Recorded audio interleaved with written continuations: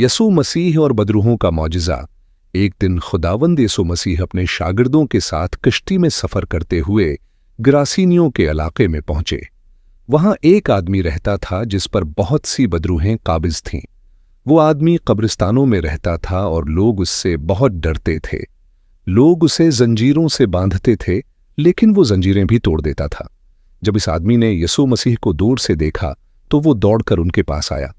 वो जोर से चीख कर बोला, ए खुदा के बेटे यसू मसीह, आपको मुझसे क्या काम है? यसू मसीह ने कहा, ए नापाक रूह, इस आदमी से बाहर निकल जा। यसू मसीह ने उससे पूछा, तेरा नाम क्या है? बदरूह ने जवाब दिया, मेरा नाम लश्कर है, क्योंकि हम बहुत हैं।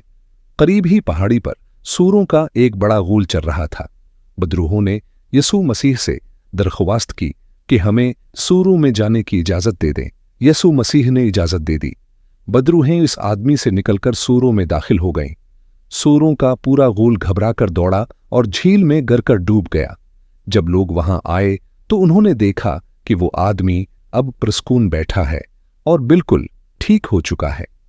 यह मोजिज़ा हमें सिखाता है कि यसू मसीह की कुदरत हर बुराई से ज्यादा बड़ी है।